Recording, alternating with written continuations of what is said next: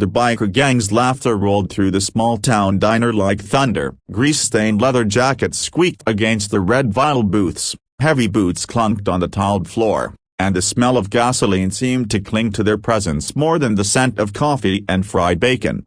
At the far end of the counter sat a woman, ordinary, at least that's how she looked, a thin frame, grey cardigan pulled tight, a hand wrapped in a worn cloth bandage. She had one of those faces people forget as soon as they leave the room. The gang's leader noticed her hand as she struggled to lift her mug. "Look at that," he smirked loudly, nudging his friends. "Grandma can't even hold a cup without dropping it." "What did you do, sweetheart? A trip over your knitting needles?" The whole table of bikers roared with laughter. She lowered her eyes, not answering. Her hand trembled as she set the mug down carefully. The waitress, nervously refilling coffees, shot the woman a half apology, half warning, "Don't provoke them." But the woman didn't look humiliated. She looked a broken bar patient.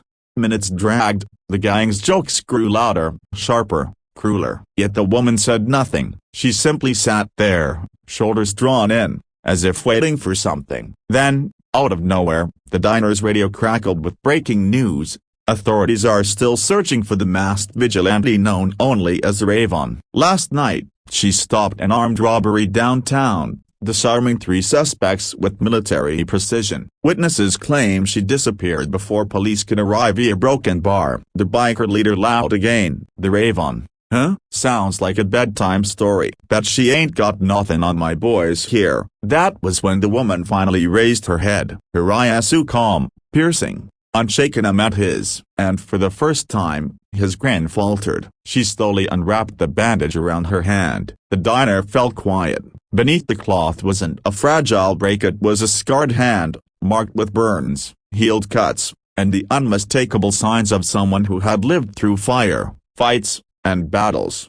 Then she spoke, her voice soft but carrying a weight that silenced the room. "You laugh at what you think is weakness," she said, "but this hand, a broken bar, has pulled strangers from burning cars. This hand disarmed a man holding a gun to a child's head. And this hand, a broken bar," she flexed it slowly, deliberately, "belongs to the Raven." The room froze. Forks clinked against plates. Every biker's smirk vanished. The woman of the Ravina looked around the diner, then back at the leader. "You call yourself strong because you can make people feel small. Real strength is lifting people up, not crushing them." The leader swallowed hard, his bravado slipping. His friends shifted uncomfortably, staring at their untouched plates.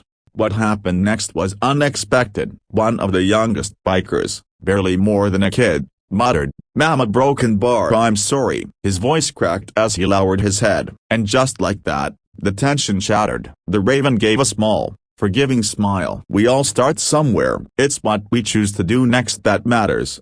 By the time she paid her bill and left, the gang sat in silence, their laughter gone, replaced by something they didn't want to admit out loud: respect. That night, word spread through the town, not about a biker gang causing trouble, but about a quiet woman who reminded everyone what real strength looks like. And the lesson stayed behind, as warm as the coffee in that diner. Strength isn't about mocking weakness, it's about using what you have to protect, to heal, and to inspire. And sometimes, the simplest, quietest person in the room turns out to be the one carrying the world on their shoulders. The doorbell above the diner jingled softly as she stepped out into the cool night air. For a moment, silence hung heavy behind her, broken only by the low hum of the jukebox. The bikers, men who had spent years puffing up their pride and hiding behind noise, sat unusually still. The leader, Rex, finally broke the silence. "What just happened?"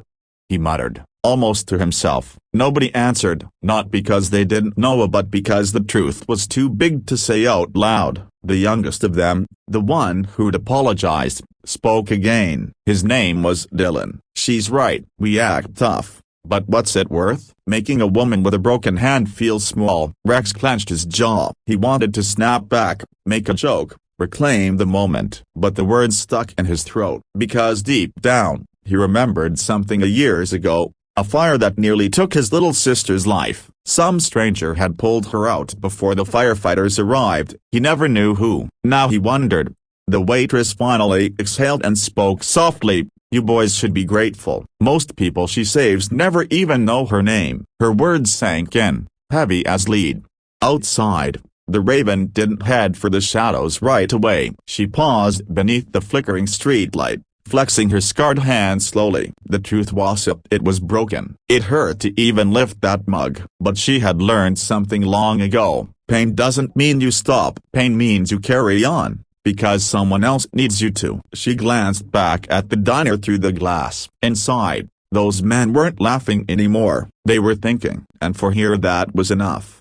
The turning point. Weeks later, the town noticed something strange. The biker gang wasn't causing fights outside bars anymore. They weren't speeding through neighborhoods at midnight. In fact, they started showing up at community events, affixing cars for single mothers, delivering food boxes to the shelter. When asked why, Dylan just shrugged. "Someone reminded us what strength's supposed to look like." Rex, the leader, never admitted it out loud, but every time he saw a woman walk by with tired hands, or a kid carrying too much on their shoulders, he felt that same sting of shame and a spark of responsibility. The legacy. The Raven never came back to that diner. She didn't need to. Her job was never to be celebrated. It was to move on to the next place, the next lost soul, the next fight worth picking. But the memory of that night of a woman mocked for her weakness, only to reveal strength greater than anyone imagined, stayed with everyone who'd been there. And so the story spread, the way good stories always do, not as gossip, not as legend, but as a quiet reminder whispered from person to person. Strength isn't how loud you are, it's what you choose to do when others need you most. Uplifting closing. And in that small town, in that ordinary diner, a gang of bikers learned something extraordinary. The real heroes don't walk in with noise. They sit quietly, sipping coffee with a broken hand, and when the time comes a broken bar, they change everything.